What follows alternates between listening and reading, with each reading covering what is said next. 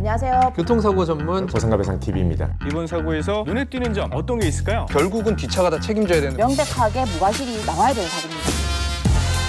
안녕하세요. 보상가 배상 TV 교통사고 보험 전문 변호사 전경근입니다. 오늘은 교통사고 가해자가 피해자와 합의가 안 될 때 선택할 수 있는 최후의 수단 형사공탁 특례 제도에 대해서 자세히 알아보도록 하겠습니다. 자, 일반적으로 이 교통사고 형사사건은요, 합의를 통해서 원만하게 해결하는 것이 가장 바람직합니다. 자, 하지만 가해자가 운전자 보험이 없는 경우에는 이 합의가 쉽지 않은 경우가 많습니다. 운전자 보험이 없는 경우에 가해자는 형사비금을 본인 돈으로 전부 마련해야 되고요. 반대로 피해자 입장에서는 운전자 보험이 있는 기준으로 이 형사비금을 생각하다 보니까 아무리 용서를 빌고 성의를 다해도 합의 자체가 이루어지지 않는 경우가 있다는 거죠. 솔직히 가해자로서는 협상이 결렬될 경우에 공탁 제도를 활용해 볼 수밖에 없습니다. 과거에는 형사 변제 공탁이라는 제도를 활용했습니다. 그런데 개인정보보호법상 제약이 있기 때문에 사망사고인 경우에는 상속인들의 개인 주소를 개별적으로 모두 파악해서 공탁하기가 쉽지가 않았습니다. 이것 때문에 도입된 것이 바로 형사공탁 특례 제도입니다. 이 제도는요, 가해자가 간단한 이 사건 정보만으로도 합의금을 공탁할 수 있도록 그 문턱을 낮춘 것인데요. 일종의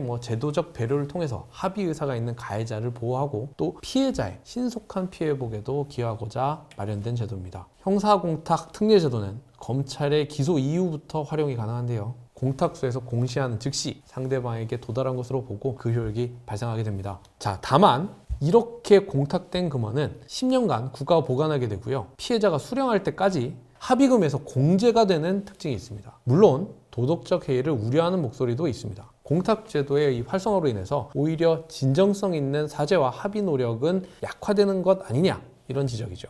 실제로 선고 직전에 감형을 목적으로 한 꼼수 공탁이 문제가 되고 있습니다. 가해자 입장에서는 일단 최대한 합의의 노력을 하는 것이 최우선입니다.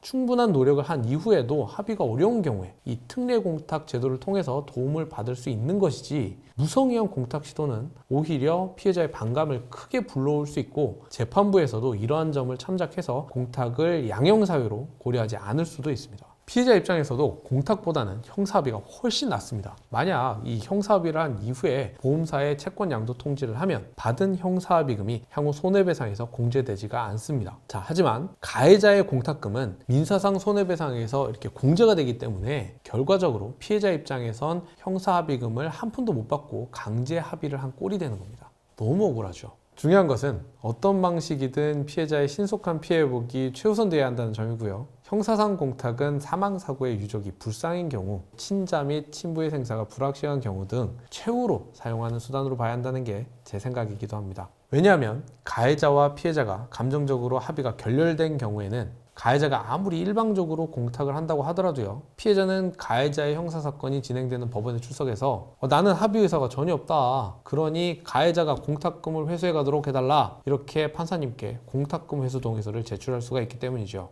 그래서 판사님이 그걸 받아준다면 결국 공탁은 무용지물이 되는 것과 마찬가지입니다. 그런데 또 경우에 따라서는요, 피해자가 합의금을 높이려고 합의를 이렇게 늦추고 거부하다가 만약 판사님이 공탁금 회수 동의가 있음에도 이 공탁을 양형사유로 인정하겠다, 이렇게 한다면 오히려 손해배상액에서 공탁금이 공제되는 경우도 발생합니다. 자, 사실 이 모든 상황들을 감안해서 가해자와 피해자 사이를 이렇게 조율하는 것이 변호사의 역량입니다. 중간에서 눈치껏 조율해야 되고요. 때로는 이 가해자와 피해자를 중재하면서 서로에게 이 손해보지 않고 가장 이득이 되는 방법을 찾는 게 바로 변호사의 역할인 거죠. 오늘은 교통사고 형사공탁 특례 제도에 대해서 알아보았습니다. 가해자든 피해자든 어려운 교통사고 사건으로 궁금한 점이 있으시면 망설이지 말고 저희 보상가 배상에 도움을 받아보시기를 추천드립니다. 상담이 필요하신 분들은요, 언제든 화면 상단에 전화번호나 네이버 카페, 카카오톡으로 연락 주시면 자세히 상담해 드리겠습니다. 오늘도 영상 끝까지 봐주셔서 감사드립니다.